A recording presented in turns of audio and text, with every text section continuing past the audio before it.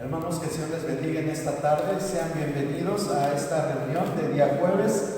Vamos a ponernos en pie y vamos a dar gracias al Señor. Vamos a pedirle que Él en esta hora esté en medio de nosotros, que nos bendiga con su presencia. Señor, venimos delante de tu presencia para darte gracias por esta oportunidad que nos das una vez más de estar este día jueves aquí en tu casa. Gracias por la vida de mis hermanos que ya están aquí, como por aquellos que van a venir. Te pedimos que los traigas con bien y juntos y en armonía recibir esa bendición y vida eterna que tú prometes en tu palabra. Te pedimos que esta enseñanza no caiga en saco roto, sino por el contrario, que dé el fruto que tú quieres que dé en nuestras vidas. Ayúdanos a ser cada día más como tú, recuérdanos con tu Espíritu Santo a ser imitadores de ti, Señor. Te lo pedimos en el nombre de tu Hijo amado Jesucristo. Amén. ¿Puede tomar su lugar, hermano?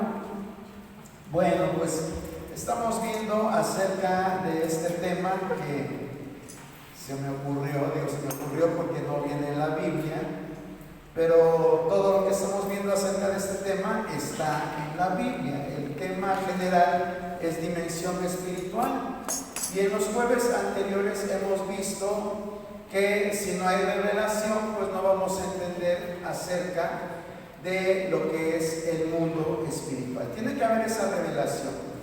Y Dios, de su pura gracia, Él decide revelarse a la humanidad. Vimos dos tipos de revelaciones: la revelación general y la revelación especial. Dentro de la revelación general veíamos tres formas en que Él se revela a la humanidad: a través de la historia humana, a través de la creación y a través de la conciencia, es decir, a través de nuestra naturaleza humana. De esas tres formas se revela en forma general.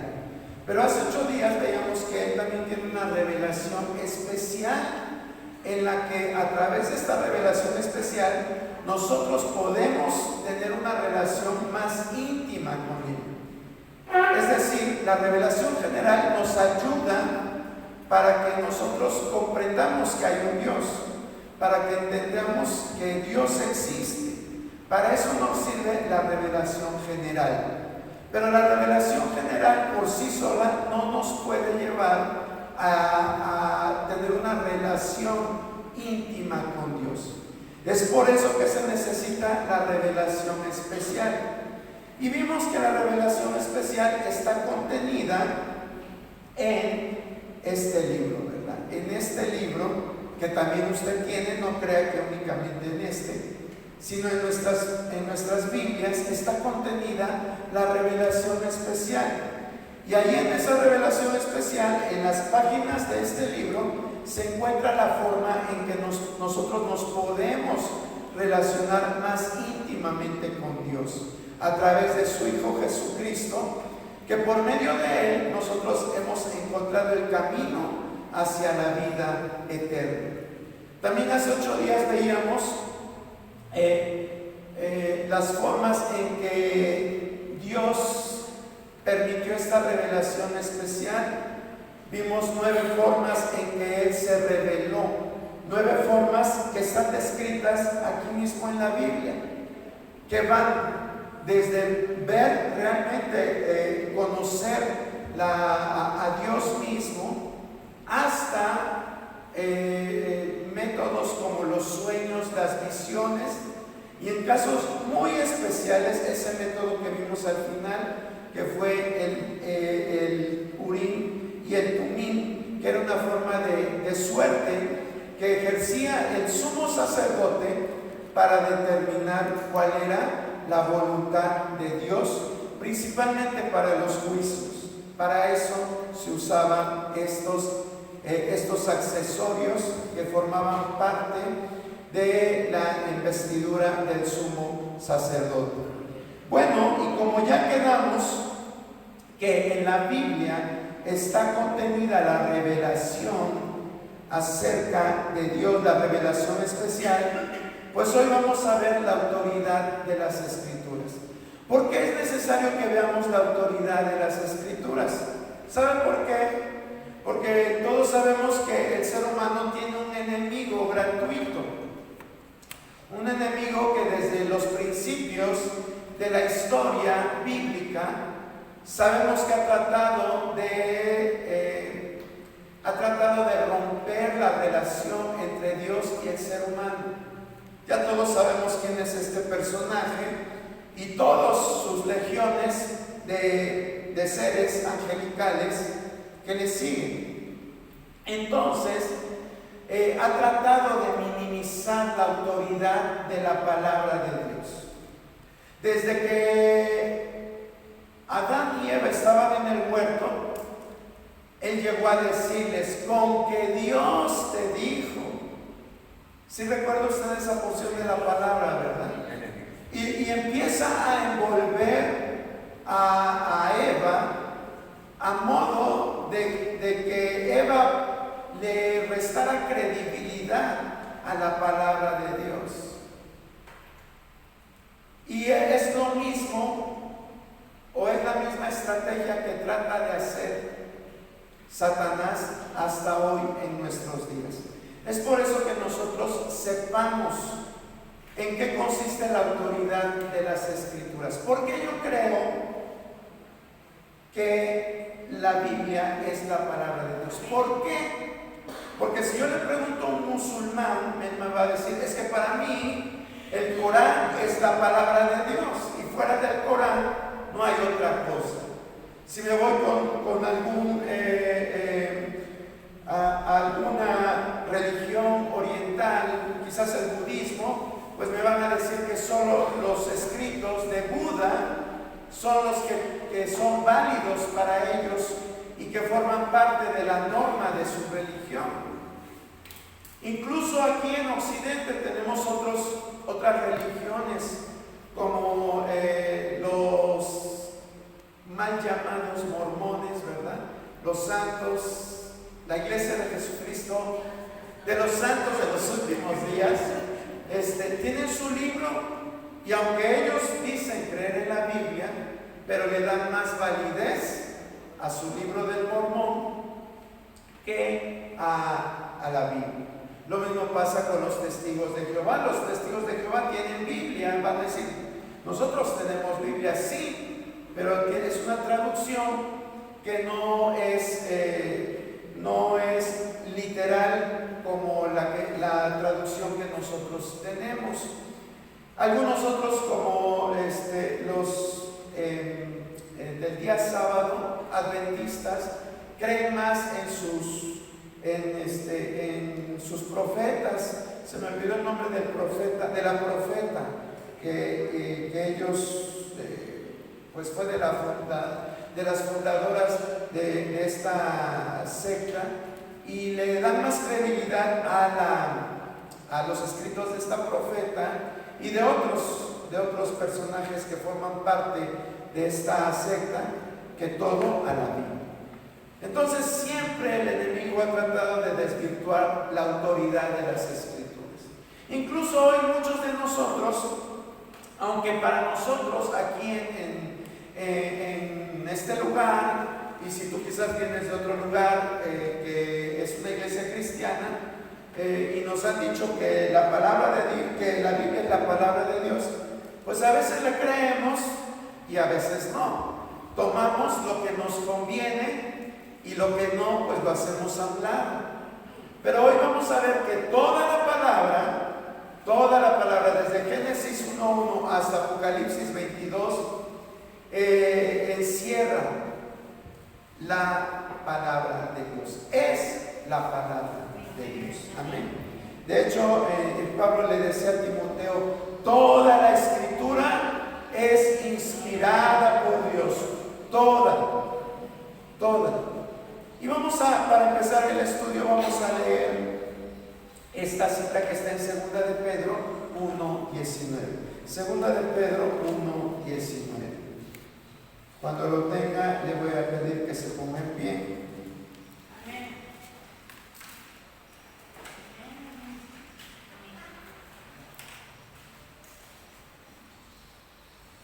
Bueno, vamos a leerlo todos juntos, el verso 19. Segunda de Pedro 1, 19. Dice así la palabra de Dios, todos juntos.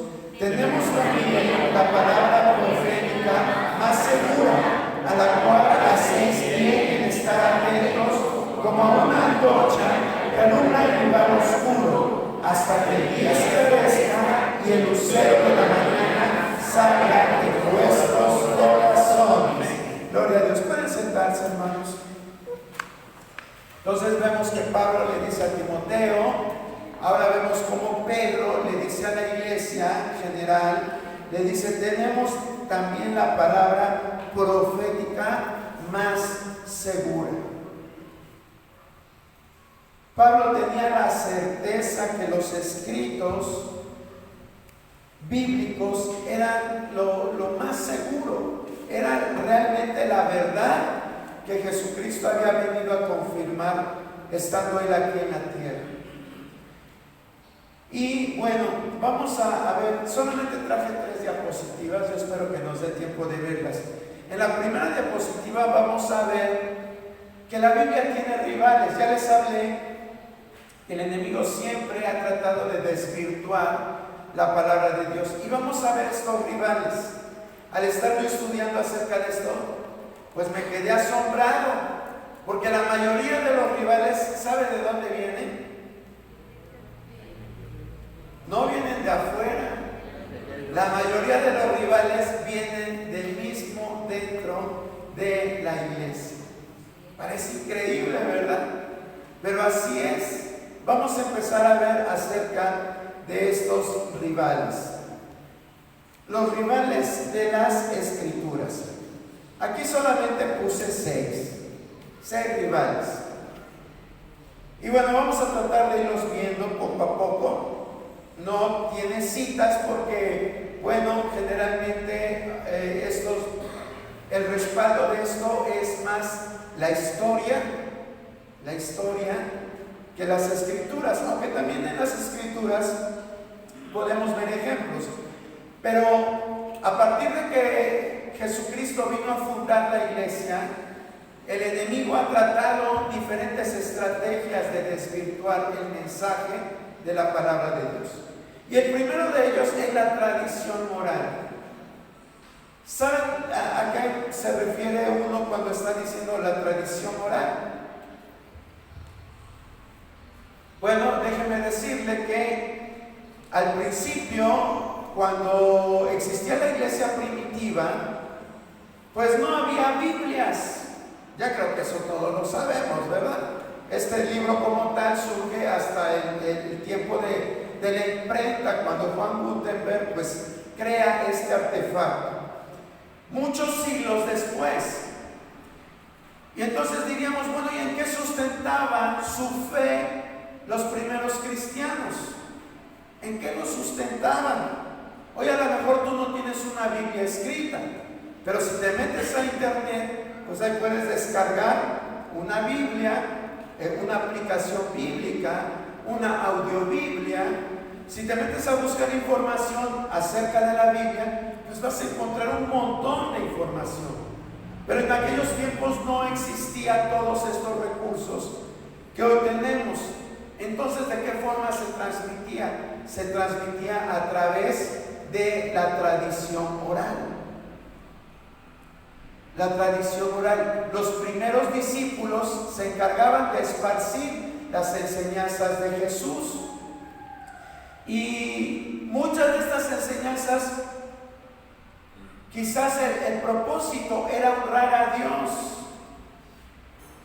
Yo no sé si usted a lo mejor no me entiende por lo literal de mis palabras, pero si yo le dijera, usted ha visto películas donde dicen que Jesucristo, cuando nació y tuvo que huir de Belén a Egipto,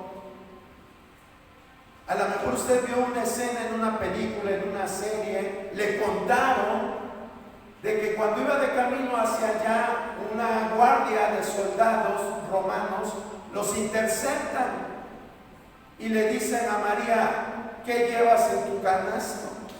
Y entonces María, al descubrir el canasto, ¿qué apareció en el canasto? ¿No lo sabe usted? ¿Mande? Unas flores, exactamente. Eso es una historia que proviene de la tradición oral. Otra cosa es que dicen que Jesús, cuando era pequeño, dicen que hacía pajaritos de arcilla y que soplaba sobre ellos y los pajaritos de arcilla cobraban vida. A lo mejor nunca ha visto usted una película de Jesús o nunca ha visto estas historias, pero eso se refiere a la tradición oral, el contar cosas acerca de Jesús, pero que no están documentadas, que no aparecen documentadas. Entonces aparecieron miles de historias acerca de Jesús. De hecho, tenemos en la historia libros que se les llaman libros apócrifos. Y esos libros, muchos de esos libros apócrifos fueron escritos por gente que vivió en el tiempo de Jesús o tiempos después, ¿sí? Pero no cumplieron con las normas para incluirlos dentro del canon de la Biblia. Había unos, por ejemplo, había uno que se llamaba el Evangelio de Pedro, el Evangelio de Tomás, el Evangelio de Bernabé. Y dijéramos, bueno, estos personajes eran discípulos de Jesús. El problema es que se los achacaban a ellos, pero en el escrito no decía quién era el autor de tal libro. Y faltaban algunas otras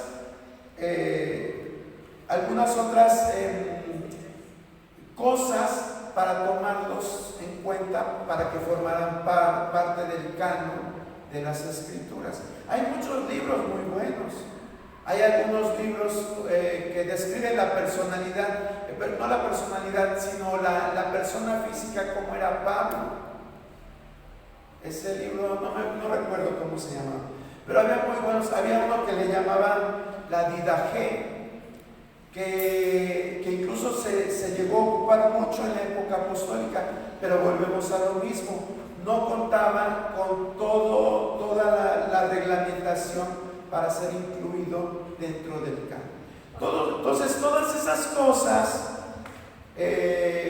todos estos libros, escritos, tradiciones, historias, pues quedaron ahí solamente como un acervo cultural y no formaron parte del canon. El problema con esto es que algunas otras personas se valieron de esto para inventar algunas otras cosas. De ahí tomó fuerza el gnosticismo. Y usted me va a decir, ¿qué es el gnosticismo? Me suena como apoyo rostizado. No, el gnosticismo era una corriente filosófica que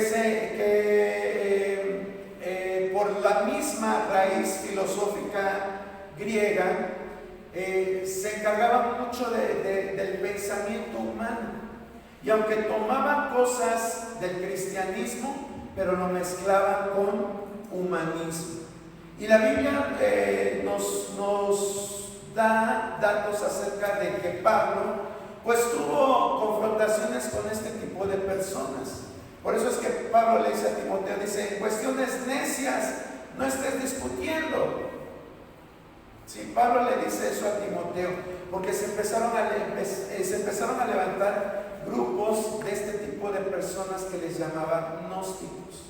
Entonces la tradición oral empezó a dejar de tener credibilidad y tuvieron que buscar los escritos que en verdad avalaban la historia, la vida, el ministerio de Jesucristo. Y es por eso que de cientos de evangelios que usted quizás va a encontrarse en cualquier biblioteca, solamente tenemos 4 que avalan la vida de Jesucristo. La misma palabra de Dios dice que si se escribiera todo lo que Jesús hizo, dice que no cabría en el mundo. Pero pues solamente tenemos 4, porque esos 4 se conocen los autores concuerdan la historia de Jesucristo, no hay contradicción en ellos, y la iglesia los aprobó como libros realmente espirituales. Los mismos apóstoles y la iglesia primitiva los aprobaron para que formaran parte de, vamos a llamarle el canon, aunque el canon bíblico, déjeme decirle que se formó hasta el siglo III. Hasta el siglo III. De hecho, el Apocalipsis se escribió en el 90 después de Cristo. Ya habían muerto todos o la mayoría de los apóstoles. Solamente estaba Juan. Fue el último de los discípulos de Cristo que vivió. Y allá en la isla de Patmos, exiliado, ahí Dios le da la revelación del Apocalipsis cerca de finales del primer siglo. Entonces, esa lucha por ver qué libro sí, qué libro no vamos a meter, tardó 2 siglos. Y en el siglo III se estableció bien ese canon que nosotros tenemos hoy de, ¿cuántos libros? 66 libros. Fíjese, para nosotros es bien fácil, andamos aquí cargando la Biblia, pero fue todo un trabajo recopilar, porque había algunos que decían, no, es que este sí, es que este no, y quitan Cantares porque es un libro pornográfico, y quita Esther porque no se menciona el nombre de Dios, y quita este otro, o ponle y fue realmente una labor maratónica lo que se tuvo que hacer en aquel tiempo. Entonces, la tradición oral, aunque al principio llegó a ser buena, pero después fue desvirtuándose. El segundo, el autoritarismo de la iglesia. ¿A qué me refiero con el autoritarismo de la iglesia? Una vez que la iglesia se hizo la religión oficial, también a partir del siglo III después de Cristo, pues se empezó a buscar el sucesor de Pedro, basado en lo que Jesucristo le dijo al discípulo o al apóstol Pedro. Dice, Jesús le dijo, en verdad te digo que tú eres Pedro, y sobre esta piedra edificarás mi iglesia. Y eso es lo que nunca se ha llegado a establecer como un error doctrinal en la iglesia popular. Ellos dicen que en ese momento Jesucristo le estaba delegando la autoridad a Pedro. Jesucristo le estaba dando las llaves del cielo para que lo que atara en el cielo fuera atado, lo que atara en la tierra fuera atado en el cielo y viceversa. Pero la realidad es de que no fue así. Cuando Jesucristo le dice, tú eres Pedro, se estaba refiriendo a la palabra Petros, que es piedrecita. Y cuando le dice sobre esta piedra, estaba diciendo Petra, que es ya una roca, una connotación más grande. Pero bueno, el detalle es que esta falsa autoridad en el siglo III fue el enunciado, fue lo que tomaron las autoridades eclesiásticas de ese tiempo como un estandarte para que se empezara a erigir la figura de un obispo que se iba a encargar de dirigir toda la iglesia. Y a partir de ahí, esta figura que hoy conocemos como Papa, fue el que se encargó de agregarle o quitarle doctrinas a la Biblia. ¿Sí? A esto entendemos como un autoritarismo de la iglesia. ¿Sí? Por ejemplo, el hecho de bautizar niños fue algo que se implantó precisamente por estos cleros, por el papado, porque en la Biblia en ninguna parte dice que se tienen que bautizar a los niños, no dice que se tienen que confirmar.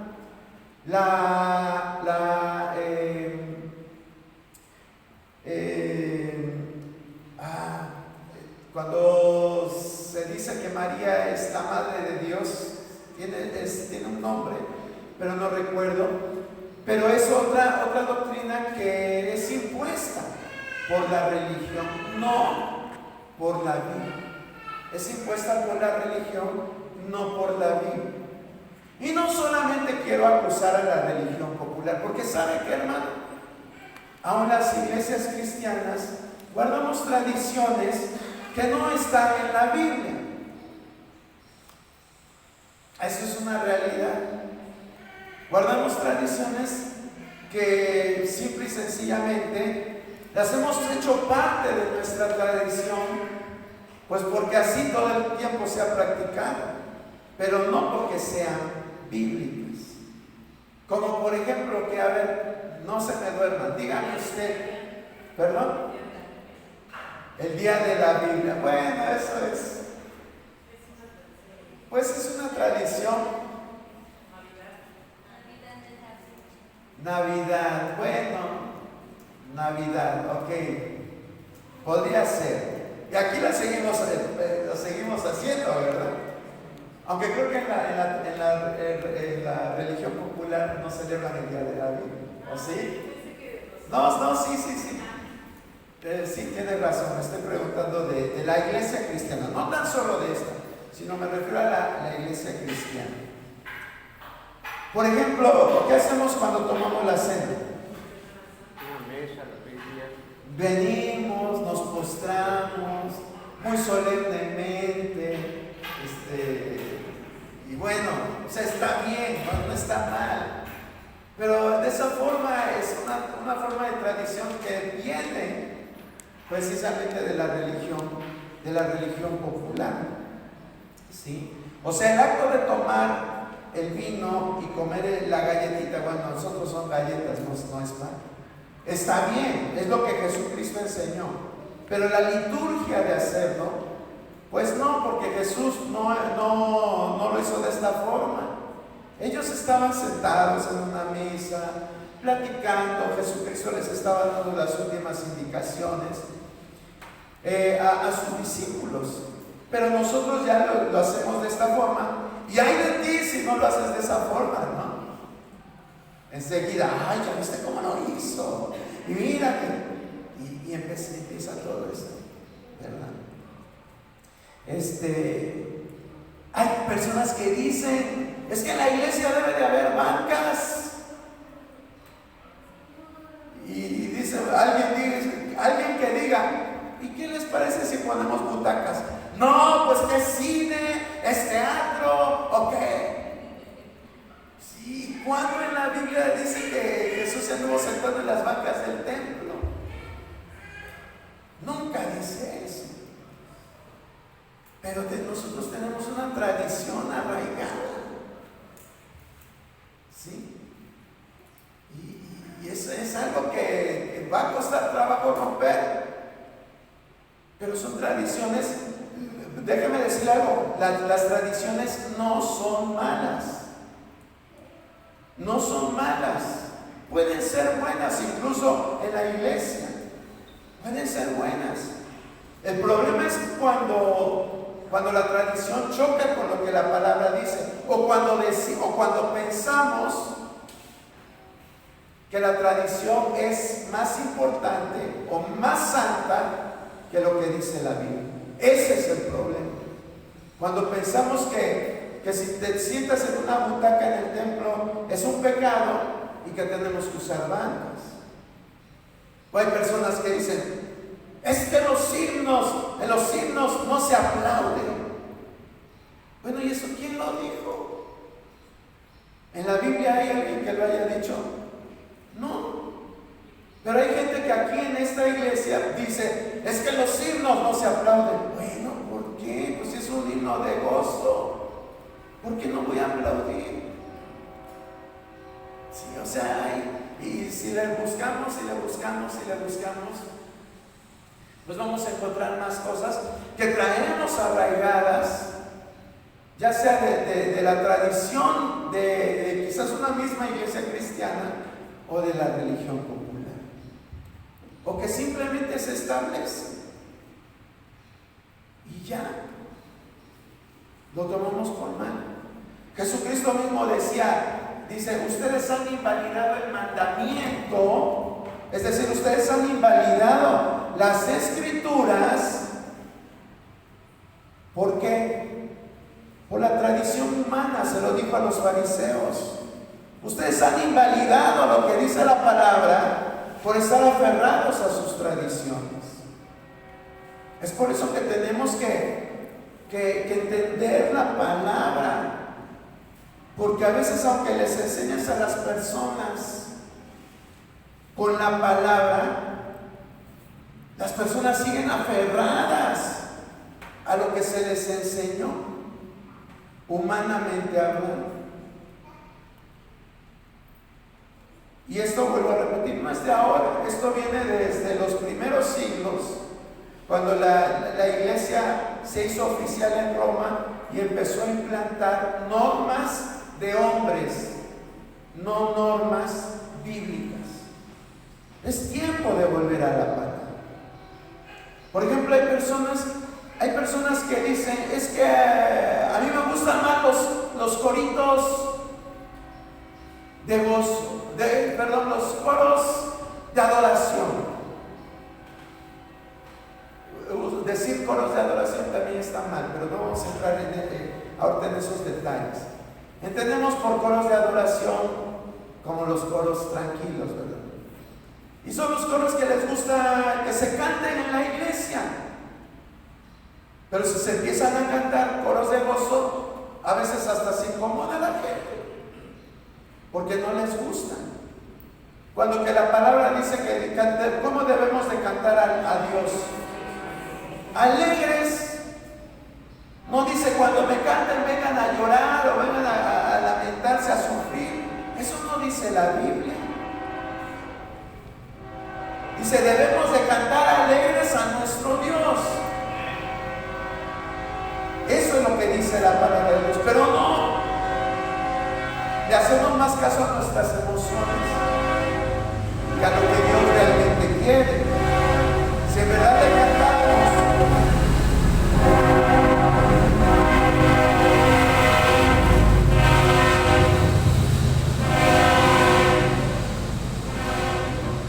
si en verdad le cantáramos a Dios como a Él le agrada, dice la palabra de Dios que cantemos con júbilo, con regocijo, con gozo.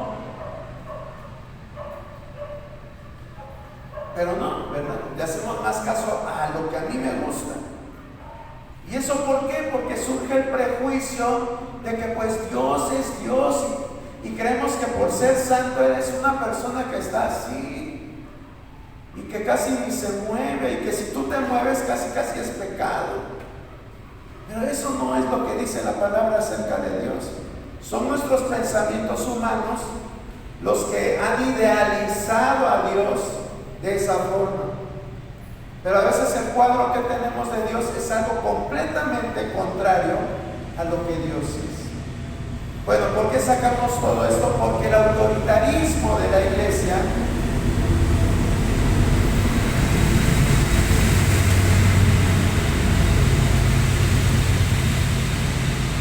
vino a desvirtuar el verdadero mensaje de la palabra de Dios.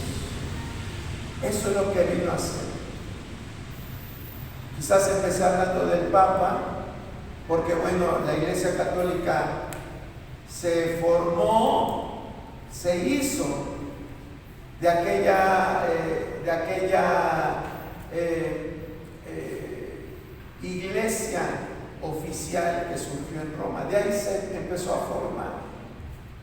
Pero hay muchos lugares en los cuales sus denominaciones, sus religiones o sus sectas tienen también un papa. Bueno, no un papa, tienen un apóstol. Sí. Aquí nuestros vecinos de aquí cerquita, y perdón, me prometí a mí mismo nunca criticar a nadie, pero a lo que voy es que ellos también tienen una sucesión apostólica. ¿Sí? Tienen al abuelo, primero fue el padre, el abuelo, el padre, el hijo, y es lo mismo, mismo, lo que ellos dicen es ley, por sobre lo que dice la palabra de Dios. ¿Sí saben a quién me refiero, verdad? Bueno, y si no, pues luego les digo. Pero lo que voy es a eso, o sea, no tan solo en la religión popular, es también en las iglesias. En las iglesias cristianas también se llega a veces a idealizar tanto al líder, por no decir a idolatrar, que lo que dice el líder es ley, aunque vaya en contra de la palabra de Dios. Y el propósito de esta enseñanza es que sepamos que aquí nosotros como cristianos no tenemos más ley y nadie tiene más autoridad que la palabra de Dios. Fuera de la palabra de Dios, decía Pablo, si alguien viene con otro evangelio, así sea un ángel, ese ángel sea anatema. Sí. Así sea tu líder muy carismático, huela muy bonito, use ropa finísima, cada vez que te vea te abrace y te diga, mi hijo, cómo te extraño, cómo qué bueno que viniste, y te hagas subirte a las nubes. Si te dice algo que está contrario a la Biblia, tienes que obedecer a Dios antes que a los hombres. Eso fue lo que hizo Pedro y algunos discípulos, y lo relata la Biblia en el libro de Hechos. Dice, es necesario, es menester obedecer a Dios antes que a los hombres. Hagamos eso también. Hagamos eso también. Si alguien de los que nos paramos aquí decimos alguna cosa que vaya en contra de la Biblia, y si te es posible, dile, hermano, agárralo allá cuando baja de las escaleras, oiga, hermano, es verdad lo que usted dijo, es que yo, mire, leí en la Biblia, y vas a ver cómo hasta te lo vamos a agradecer. Pero es necesario que no haya errores en el pueblo cristiano. ¿Y quién nos va a marcar los errores? Las Escrituras. Tampoco es lo que tú piensas o lo que los que nos paramos aquí pensamos. Es lo que dice la palabra de Dios. Vamos con la tercera. ¿Qué otro rival de las Escrituras? Los credos, las confesiones de fe o determinadas normas. Sí. Los credos, las confesiones de fe o determinadas normas también son rivales de las Escrituras. ¿Alguien de aquí fue católico? ¿Quién se sabe el Ave María? A ver, hermano, recítame el Ave María. Ave María, llena de gracia, el Señor es contigo, bendita eres entre todas las mujeres y bendito es el fruto de tu vientre, Jesús. ¿Hasta ahí? No, es que lo interesante era lo que venía. Todo lo que dijo el hermano, podemos decir, bueno, tiene un sustento bíblico. De hecho, fue lo que el ángel le dijo a María. Pero lo importante es lo que sigue. ¿Qué es lo que sigue? ¿Alguien sí sabe lo que sigue? A ver, hermana Adriana. Santa María, Madre de Dios, ruega, Señora, por nosotros pecadores, ahora y en la hora de nuestra muerte. Gracias, hermana Adriana. Entonces, vea, dice, ahí es el detalle.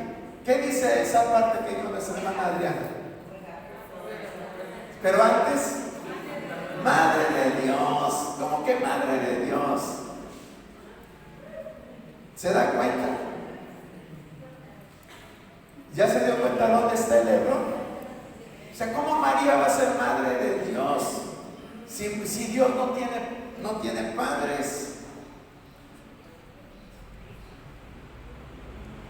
Es que ahí el detalle es ese, ¿verdad? Que tendríamos que ver, más adelante vamos a ver la doctrina de Jesucristo. Y bueno, como fue madre de Jesucristo, pero en su naturaleza humana. Pero ellos mezclan esa naturaleza humana con la divina. Y por eso es que dicen Madre de Dios. Pero no, o sea, María no fue Madre de Dios, fue Madre de Jesús. Eso sí, fue Madre de Jesús, pero no Madre de Dios. ¿Y el segundo error cuál es? Ruega por nosotros. ¿Cómo? O sea, ella no puede rogar por nosotros. Dice la palabra de Dios que solo hay un mediador entre Dios y nosotros. ¿Quién es el mediador? Jesucristo. ¿Quién es el que tiene que rogar? Jesucristo es el que está intercediendo. Bueno, la Biblia dice que el Espíritu Santo ruega por nosotros, pero el que hace la obra de intercesión ante el Padre es Jesucristo. Entonces, Él es nuestro abogado. Si alguien ha pecado, abogado tenemos para con el Padre, que es Jesucristo. ¿Sí? Entonces, eso nada más es una probadita de que a veces esos credos, esas confesiones de fe o determinadas normas, pues no son conforme a la Biblia, pero pues ahora sí nos los enseñan y ya por tradición pues lo hacemos, pero van en contra de lo que la palabra de Dios enseña. Después tenemos, en cuarto lugar, las experiencias particulares de creyentes, ¿sí? Ya que ya no es tanto la jerarquía de las autoridades eclesiásticas, sino lo que el creyente vive, ¿sí? Y eso es algo que debemos de tener cuidado. A veces nosotros, Dios tiene un trato personal con nosotros. Así como usted, si tiene 10 hijos y si es sabio o sabia, sabe de qué forma tratar a esos 10 hijos, no los va a tratar igual, ¿verdad? Los hijos no los podemos tratar igual. Entonces, a cada uno lo trata uno de forma diferente. Lo mismo hace Dios con nosotros. Y puede ser que a través de diferentes experiencias Dios nos haga entender sus propósitos. Pero para ser más específico, las experiencias particulares. Por ejemplo, la Biblia dice que no debemos unirnos en yugo desigual, ¿verdad? Pero nos faltó alguno listo que se casó con una mujer que no era cristiana. Después déjame decirle algo, el yugo desigual lo podemos aplicar a otras cosas, pero vamos a aplicarlo a lo que comúnmente lo aplicamos, a la relación matrimonial. Y bueno, se casan. Ese es mi caso. Mi esposa, cuando nos conocimos, ella no era cristiana. Pero bueno, para no hacérselas tan largas, pues cuando unimos nuestras vidas, pues ella aceptó. ¿Sí? Se lo estoy contando a grosso modo. Ella aceptó. ¿Sí? Pero yo no puedo decir a otra persona, yo no le puedo decir a un joven, en base a mi experiencia personal, pues cásate con él, tarde o temprano se va a convertir. O no le puedo decir, o pídele a Dios que lo convierta y se va a convertir. ¿Por qué no lo puedo hacer? Porque así no lo dice la Biblia, ¿verdad? O sea, yo entiendo que eso fue un acto de misericordia de Dios para mí. Fue un acto de misericordia. Pero el hecho de que Dios haya obrado de esa misma forma no va a garantizar de que yo me ponga a andar dando consejos, yo me pare un día en una reunión de jóvenes y les diga, pues con el primero que se encuentren muchachas, a ese háganle caso, tarde o temprano Dios lo va a alcanzar. O al revés, ¿verdad? Yo no les puedo decir a los jóvenes, con la primera Dalila que se encuentre, van a ver cómo Dios la vuelve toda una ¿cómo se llama la profetisa? Débora. Se las va a volver una Débora. No, yo no puedo decir eso, porque eso no lo respalda la Biblia. Fue mi caso personal y Dios tuvo misericordia. Pero ¿cuántas personas no han luchado y han tenido problemas porque se casan con una persona que no conoce y lejos de irles bien, hasta les va peor?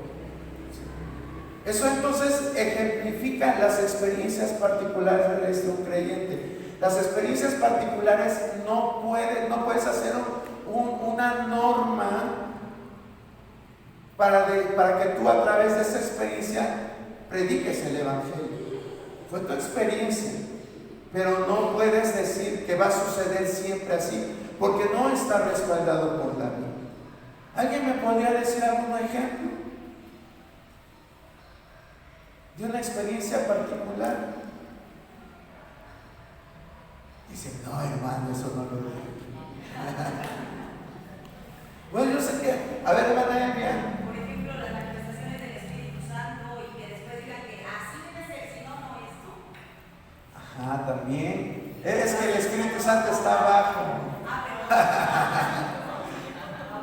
Sí, es otro apartado, es el punto 5. A ver, hermana Eve. Por ejemplo, hay gente que tiene pensamiento de que pues anda en el mundo y ya con el tiempo pues te entregas a Dios, ¿no? Porque a mí me pasó así, pero pues no a toda la gente va a tener esa experiencia, porque andando en el mundo pues puedes morir. Exacto, ¿verdad? Sí, es cierto, ese ejemplo está muy bueno, ¿verdad? Hay personas que dicen, pues yo hago como el ladrón que estaba ahí junto a Jesucristo en la cruz. En el mero momento me arrepiento. Bueno, y si te gana la muerte, ¿qué va a pasar? Ahora, yo me imagino, ok, se arrepintió, pero imagínense cuando esté en la presencia de Dios y que diga, a ver, vamos a probar tus obras. ¿Y qué le va a decir el malhechor? Pues no tengo nada, Señor. O sea, qué vergüenza, ¿no? Yo creo que le va a dar vergüenza. A lo mejor van a decir, bueno, pues es que estaba en las últimas. Pero déjame decirte algo, ese malhechor, antes de estar con Jesucristo en la cruz, ya había escuchado de Jesucristo. Ya había escuchado, y usted me va a decir, ¿por qué? Pues porque sabía quién era Jesucristo. Dice, cuando estés en tu reino, acuérdate de mí. O sea que él ya había escuchado las enseñanzas de Jesucristo, pero su corazón no lo quiso doblegar, hasta que ya estaba en las últimas. Entonces, ese es otro muy buen ejemplo. Vámonos con el quinto, porque les dije, traje 3 diapositivas y creo que nada más vamos a ver. La tercera es el Espíritu Santo. Como decía nuestra hermana Elvia. A ver, hermana Elvia, dinos algún ejemplo, por favor. Por ejemplo, cuando cayó en esta éxtasis, Pedro, Isaí, Juan el Bautista, por ejemplo, ¿no? Y que crean que así va a ser siempre, y si no, y luego cometemos errores así. A ver, ¿qué hizo Juan el Bautista? Porque ya ven. Que entraron en un éxtasis, yo Juan por el ejemplo Bautista. hice de la risa santa o la borrachera, y lo toman como doctrinas. Ok, está bien. Sí, en el pueblo cristiano ha habido muchas corrientes, vamos a llamarle corrientes, que surgen. Y bueno, no se trata aquí de criticar. Al final de cuentas, ¿sabe que yo he aprendido? No puedes criticar algo donde tú no estuviste. No puedes criticar algo en lo cual no has evaluado el resultado, porque eso, a final de cuentas, eso es lo que importa, el resultado de la experiencia, ¿sí? ¿Qué te dice el resultado? ¿Qué hubo después de esa experiencia? Porque a veces somos muy dados en juzgar. ¡Ay, ese predicador es de los que tiran! Es el que hace... Y criticamos. Pero bueno, a ver. Veo quién se cayó y allá afuera lo espero. O si eres una persona conocida, voy a evaluar qué frutos está dando. Si está dando buenos frutos, si es una persona que ha cambiado en sus emociones, en sus hábitos, si ha dado frutos de arrepentimiento, Entonces, ¿qué de malo tiene la experiencia? ¿Sí? Eso es lo que nosotros debemos de evaluar, el resultado de la experiencia. ¿Sí, hermana Elia? Lo malo es cuando ya lo hacemos o queremos que si no te pasó a mí, entonces no te ha tocado el Espíritu Santo, porque entonces, o sea, eso yo considero que ya es hacer una doctrina y hacer tu experiencia, eso no puede ser, porque el bíblico es. Sí, cuando ya se trata de imponer, ¿no?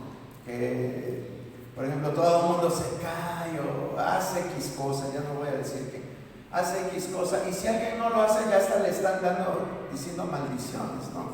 Eso ya no. Pero vuelvo a repetir, vámonos al punto. O sea, aquí el punto es que, hasta lo puse con interrogaciones, porque estamos viendo rivales de la Escritura y ponemos al Espíritu Santo. ¿Por qué? Porque a veces también cuando, vámonos ahora, dejamos tantito las manifestaciones, vámonos con lo profético. A veces, por ejemplo, si lo que te dicen a ti a través de palabra, de ciencia o de sabiduría, no es acorde a lo que dice la palabra de Dios, entonces tenemos realmente que evaluar y valorar concienzudamente. Le voy a decir concienzudamente, hermano, concienzudamente, porque voy a poner un ejemplo. Si a alguien le dicen, por ejemplo, llega una persona que tiene alguno de estos dones y le dicen a una persona, ¿sabes qué? Tu lugar ya no está aquí. Tienes que salir de aquí. ¿Usted cómo entendería esa palabra?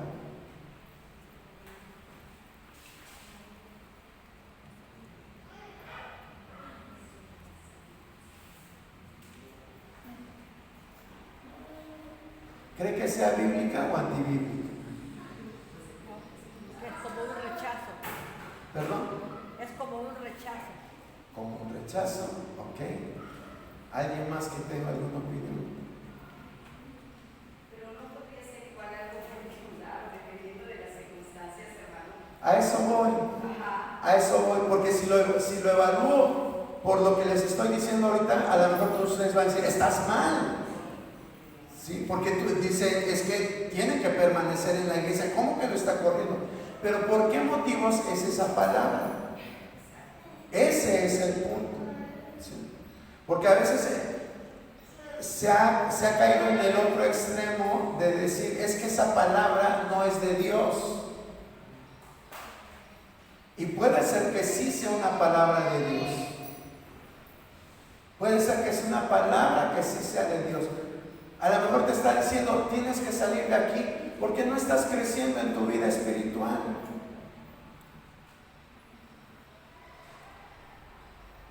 Porque hay un tope para ti, algo que está deteniendo tu bendición. Porque Dios en otro lugar te va a promover para que desarrolles tus dones. Porque Dios te quiere llevar, como quizás José fue a Egipto, para después ayudar al pueblo, a su mismo pueblo, a sobrevivir de la hambruna que se venía. ¿Sí? O sea, realmente es bien importante analizar cada profecía que se da. ¿Sí? ¿Y por qué se da?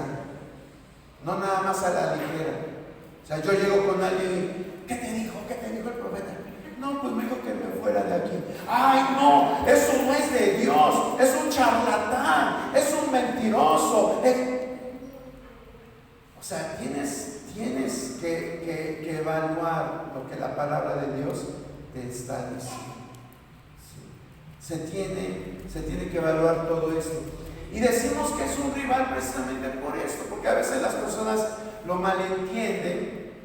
O en el otro caso, ¿verdad? Hay personas que usan la experiencia personal, como decía la hermana Elia, para tratar de imponer normas o reglas basados en que es que el Señor me mostró, o es que el Espíritu me dijo, o es que esto. Pero precisamente para eso tenemos las Escrituras, para evaluar realmente lo que Dios quiere y sus propósitos. ¿Sí? Hasta aquí vamos. Entonces estos cinco puntos que hemos visto, vemos cómo los rivales de la palabra de Dios están dentro de la iglesia. Y tenemos que tener cuidado con todo esto. Tenemos que tener cuidado acerca de esto. Y finalmente el punto 6, sectas y religiones diversas. Bueno, eso ya lo sabemos, que hay siempre creencias, filosofías que van en contra de lo que la palabra de Dios nos dice. Pero como dice Primera de Pedro, lo que leíamos 1:19, tenemos la palabra profética más segura. ¿Sí? No se olvide de eso. Este libro es un libro que si en verdad lo amáramos, nuestra vida sería llena de bendiciones. A mí me sorprende cómo David dice: lámpara es a mis pies tu palabra y lumbrera mi camino. ¿Sí? Ezequiel decía: para mí la palabra de Dios es como la miel que destila de un panal. ¿Sí? David, volvemos con David, decía: cuánto amo yo tu ley, Señor. Es ella mi deleite de día y de noche. ¿Cuántos nos podemos deleitar con la palabra de Dios? Yo le invito a que se esfuerce. Aquí Dios, ¿quieres conocer a Dios? Lee la palabra, léela. Ahora hay muchos recursos, hermano. Hay tantos recursos. Si ya no puedes leer, que ya tus ojos no dan para leer, descarga una audiobiblia.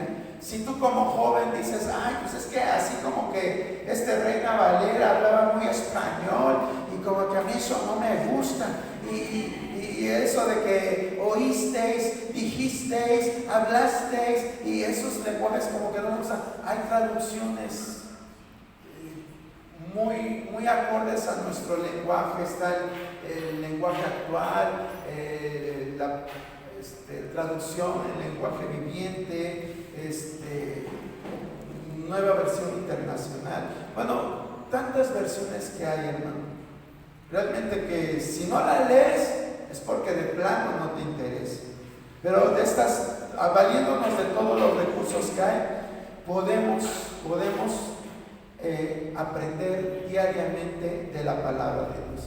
Bueno, ahí le voy a dejar. Dentro de 8 días, si Dios nos permite la vida, vamos a ver las evidencias a favor de la autenticidad de la Biblia. ¿Sí? Vamos a ver que hay un apoyo interno y un apoyo externo. ¿Sí? Eso es lo que vamos a ver para dentro de 8 días. ¿Algún comentario, alguna duda que tengan ustedes? ¿Algo que quieran agregar? ¿Nada? Bueno, pues vamos a ponernos de pie y vamos a dar gracias en esta hora.